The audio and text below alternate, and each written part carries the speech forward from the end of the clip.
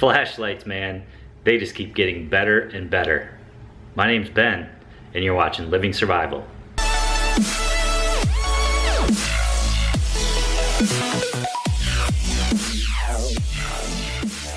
So today I have a very special light to show you. This is the Manker E14. Fantastic little light. It's very bright too. It comes in two versions. I actually have both versions of the light.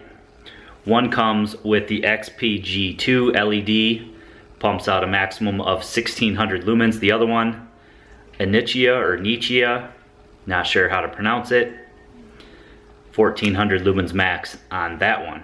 So let's take a closer look. So at the end of this video, I'm also going to be giving away the XP-G version to a lucky winner. All you have to do is subscribe to my channel and comment below that you've done so. More information on that coming up towards the end of the video.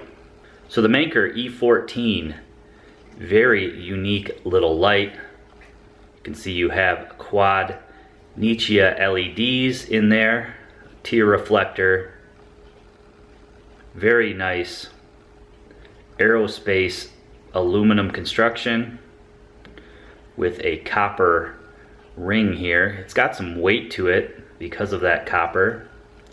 Nice deep carry pocket clip. It is reversible. It's in the middle there, so that's nice. You can carry it with or without that pocket clip. Very nice dual stage tail clicky button. We'll get into that. Fit and finish on this light is beautiful overall. So let's take a closer look. So as I said, I have both versions. Now the only difference between these two is the LEDs that are inside. One has quad Nichia LEDs in it, a little bit warmer temperature, 5000 K, and a little bit cooler temperature, 6500 K. The higher you go up on the scale, the cooler the temperature is, so a little bit cooler with the XP-G2 6500K. Now the cooler temps are going to give you more of that blue light, whereas the warmer temps are going to give you more of that natural light and reproduce your colors a little bit better. Therefore, the warmer lights generally will have a higher CRI, which is color reproduction index. So the Nichia 219 LED is a very nice LED, and a lot of people really like that. Now you may have seen a similar light by Astrolux, the Astrolux S41. It is the exact same light. Manker is actually the OEM manufacturer for that light, therefore same exact build. So what a great build it is. Manker E14, a nice little light, 4 LEDs in there with the TIR lens, and the whole thing can be broken down. You can run protected or unprotected cells in these. I am running an 18350. I believe you can also run a 16340, and you can also run a CR123, but the 18350 is going to give you the highest output, getting you up to 1400 lumens in the Nichia version, or the XP-G pumping out up to 1600 lumens. It is a little bit brighter, as we'll see in some of the night shots. So Nightcore 18350 battery, I'm having no issues with that. There is dual springs, so that's nice. Helps the flash, or helps the battery float inside there. We can take off the pocket clip here. It does come with the pocket clip. It also comes with the lanyard, an extra O-ring, and I believe an extra tail cap. So you can also get an extension tube for this. You can take off this tube and put on the extension tube, which would allow you to run an 18650 in this light, getting you a little bit more voltage. But you can take this little ring off here and access the inside. I posted some pictures on the forums of that, so you can completely tear down this light. You can actually even pop the top off this light. Now I did have a little bit of dirt inside mine, a little bit of dust. You can take the lens off and get access to your LEDs there. A couple of screws, as well as taking off that back ring there, will allow you to completely disassemble the light. Good if you want to mod it. To put this back on, you just find your 2 holes there. That'll snap right back into place. Make sure you don't lose your O-rings.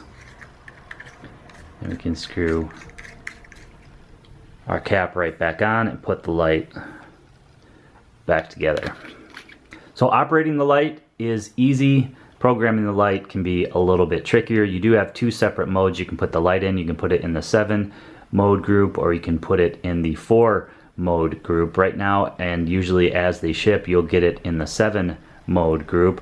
There is 4 special modes as well. So to turn the light on and off, you simply just depress the tail cap fully.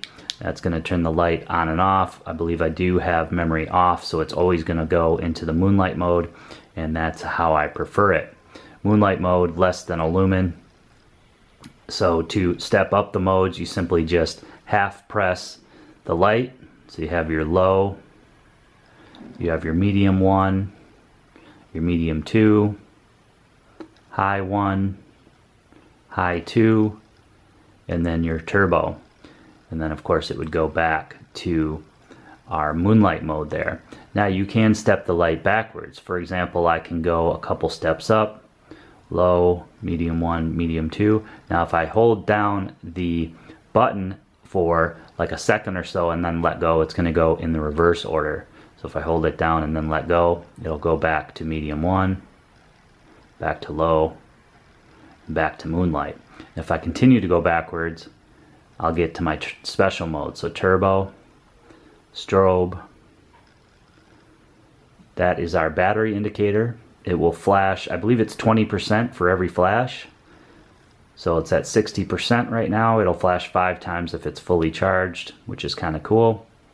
I can go back one more, and then it gives you sort of this steady on strobe. They call it their bike mode. So that is the 7 mode group with memory off. You've got your different brightness levels and then your 4 different special modes. Quick tap to access or progress up through the brightness, and a longer half press to progress back down. Again, once you get used to it, it is pretty cool and nice to have that feature on there. And then of course when I turn the light back on, it is going to go right back to moonlight mode with the memory being off. So that's where the ease of use sort of ends. It is pretty tricky to change the modes. You have to depress this anywhere from like 15 to 18 times. It varies. I basically just keep clicking it till the light shuts off. Once it shuts off, it's going to flash twice and then twice again, and you have to turn the light off in between those 2 flashes. So once you get it to turn off, if once it flashes the first set of 2 flashes, you turn it off in between those 2 flashes, and you will change between your 7 mode group and your 4 mode group. If you wait till the second flash and turn it off in between the second 2 flashes, that's going to toggle your memory on and off. So I'll give it a try here, see if I can toggle into that mode.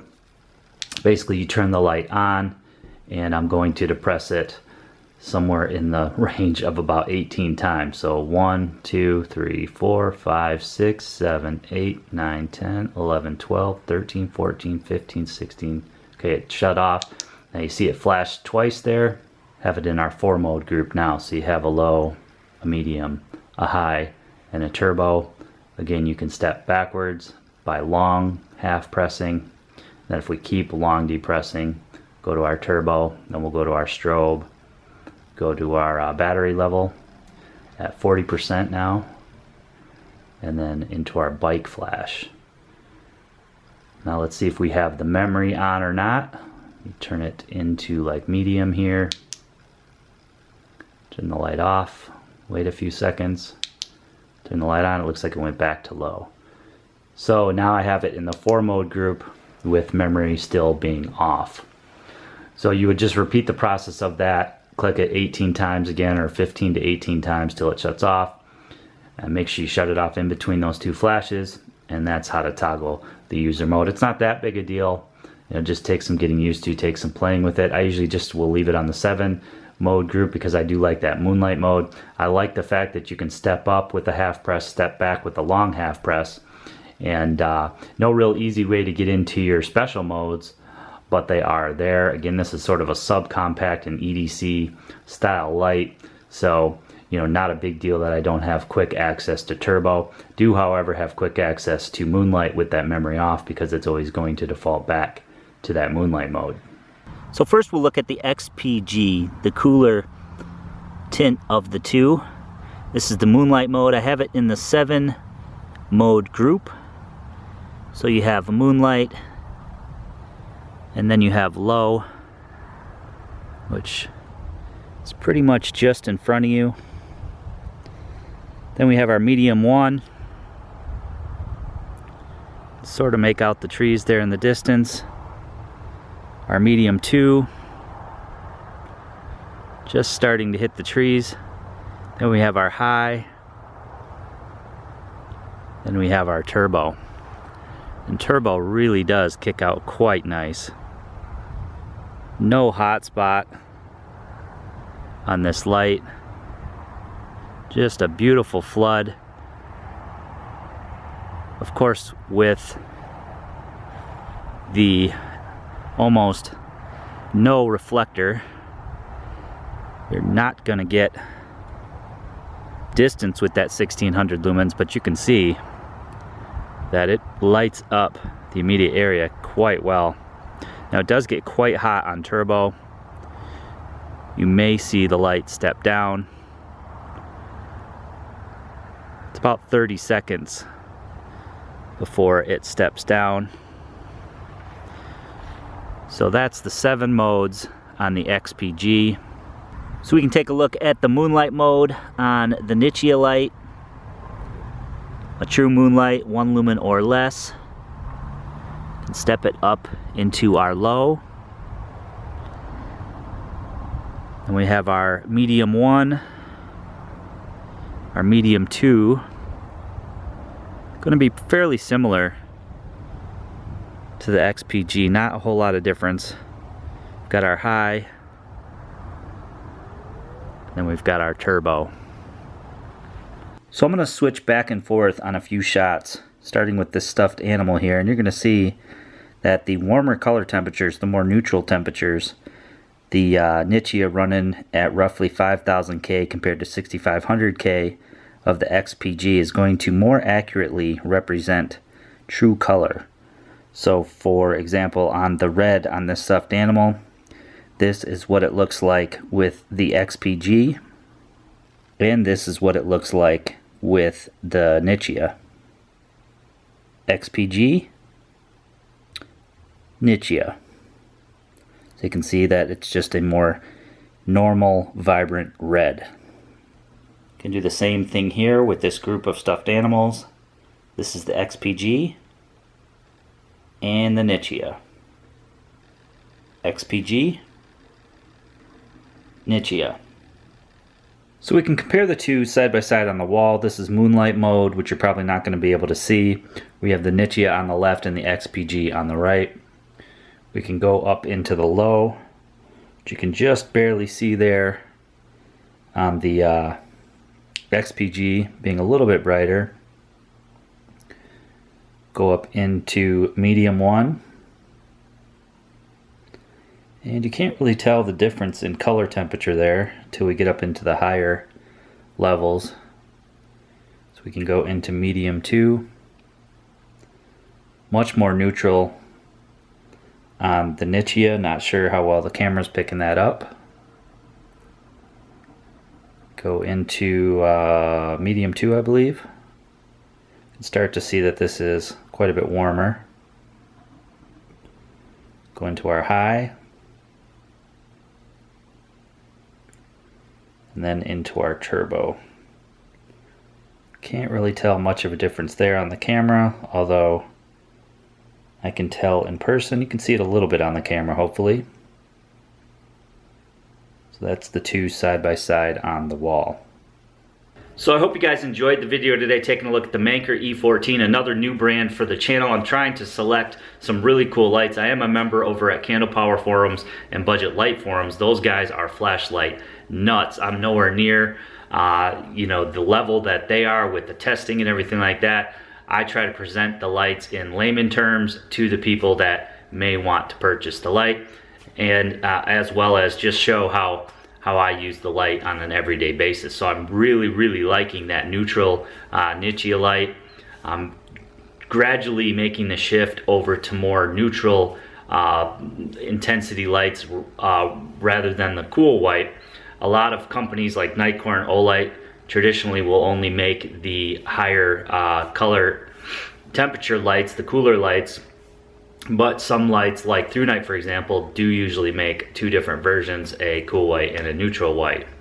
So very good color reproduction in the Manker light, very nice form factor. It does have a little bit of weight to it, but I like the quad LED setup and very bright for its size. Only downfall is the programming is a little bit tough to master, and it does warm up quite fast, but nonetheless a great EDC option, especially for those of you that want to venture into sort of the custom and modded style flashlights like you can get into in depth over at some of the forums that I mentioned.